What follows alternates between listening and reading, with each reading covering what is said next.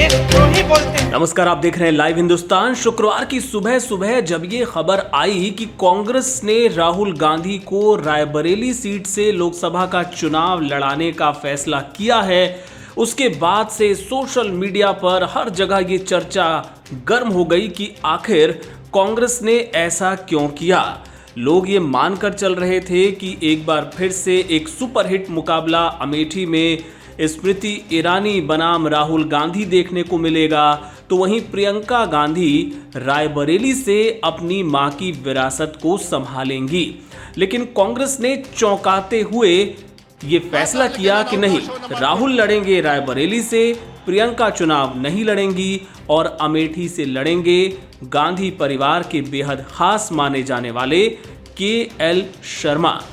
तो इसके पीछे रणनीति क्या है, सोच क्या है, आखिरी दिन तक कांग्रेस ने ये सस्पेंस क्यों बनाकर रखा।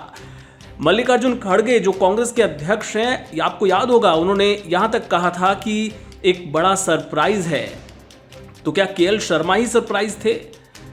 बहरहाल आपको समझाते हैं इसके पीछे रणनीति क्या है।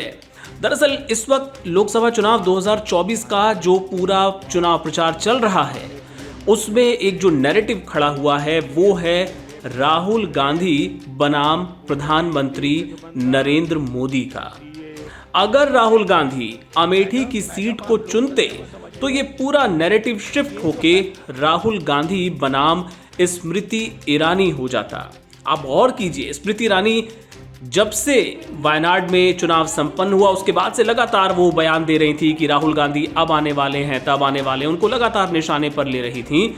और उसके पीछे मंशा शायद यही थी कि जो नैरेटिव है वो स्मृति ईरानी वर्सेस राहुल गांधी का हो जाए और प्रधानमंत्री नरेंद्र मोदी के लिए एक खुला मैदान हो, ये कहने को कि देखिए हमारे सामने कोई है ही नहीं। तो इस रणनीति के तहत अमेठी न जाकर कांग्रेस ने रायबरेली शिफ्ट कर दिया राहुल गांधी को, ताकि ये बात भी ना हो कि गांधी परिवार ने पूरी तरह से सरेंडर कर दिया और एक जो नैरेटिव है प्रधानमंत्री मोदी बनाम राहुल गांधी का, वो भी पूरे चुनाव में लगातार बरकरार रहे। क्योंकि रायबरेली से जो चुनाव लड़ रहे हैं दिनेश प्रताप सिंह, वो उस कद के नेता नहीं हैं, यूपी के बड़े नेता हैं, मंत्री हैं, लेकिन राहुल गांधी या नरेंद्र मोदी के कद के नहीं हैं। तो वहां पे ये जो मुकाबला उन दोनों के बीच होगा, उसकी तुलना अमेठी वाले मुकाबले से नहीं की जा सकेगी। पहली बात तो ये। दूसरा, प्रियंका गांधी को आखिर चुनाव क्यों नहीं लड़वाया गया? इसके पीछे माना यह जा रहा है कि जिस तरह उत्तर से लेके दक्षिण तक, असम से लेके इधर पश्चिम तक प्रियंका गांधी अलग अलग इलाकों में, राज्यों में कांग्रेस के स्टार प्रचारक के रूप में जाके सभाएं कर रही हैं, रैलियां कर रही हैं, एक बड़ा चेहरा है पार्टी का, एक अच्छी ओरेटर मानी जाती हैं। और अभी कल मुरैना में उन्होंने जो भाषण दिया वो सोशल मीडिया पे जबरदस्त तरीके से वायरल हो रहा है। अब मोदी जी मंच पे खड़े होकर मेरे पिता को देशद्रोही बोलते हैं।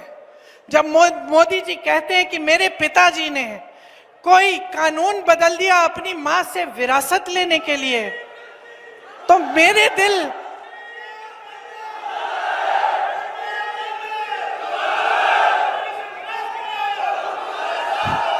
तो मोदी जी इस बात को समझ नहीं पाएंगे कि मेरे पिताजी को विरासत में धन दौलत नहीं मिली, मेरे पिताजी को विरासत में शहादत की भावना मिली।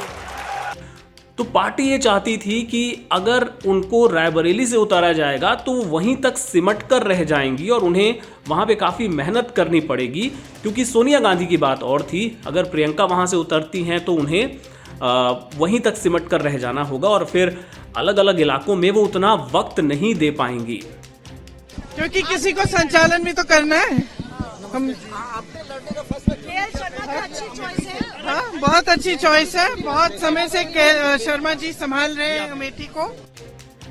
और इसके बाद आगे की सोच पार्टी की ये बताई जा रही है सूत्रों के हवाले से। और जैसा कि कांग्रेस की जो प्रवक्ता हैं सुप्रिया श्रीनेत, उन्होंने अभी कुछ देर पहले एक ट्वीट किया है, उसमें उन्होंने बाकायदा लिखा भी है कि प्रियंका तो बाद में किसी उपचुनाव को लड़कर भी सदन पहुंच जाएंगी। तो इससे इशारा मिलता है कि पार्टी की योजना ये है फिलहाल कि राहुल गांधी रायबरेली से लड़ें, केएल शर्मा अमेठी से लड़ें, रायबरेली से राहुल अगर जीत जाएं तो फिर वो वायनाड की सीट को पकड़ कर रखें और बाद में प्रियंका को रायबरेली से उपचुनाव लड़ाकर लोकसभा पहुंचा दिया जाए। ये रणनीति पार्टी की हो सकती है, क्योंकि राहुल गांधी के बारे में ये बात लगातार सामने आ रही है कि वो किसी भी हाल में वायनाड की सीट को छोड़ना नहीं चाहते हैं, क्योंकि दक्षिण से कांग्रेस को बहुत आस है। आने वाले वक्त में वो दक्षिण में अपनी राजनीति को और पुख्ता करना चाहती है, इस वजह से वो वायनाड की सीट नहीं छोड़ना चाहते। लेकिन ये भी उनके ऊपर दबाव था कि वो उत्तर प्रदेश को भी यूं ही खाली ना जाने दें, ताकि कार्यकर्ताओं में कोई निराशा ना हो। अब उनके रायबरेली से लड़ने का मतलब ये होगा कि न सिर्फ रायबरेली और अमेठी बल्कि आसपास की जो तमाम सीटें हैं वहाँ इंडिया गठबंधन का माहौल बनेगा। तो ये मोटा मोटी रणनीति समझ में आ रही है कांग्रेस की, और बेहद दिलचस्प होगा।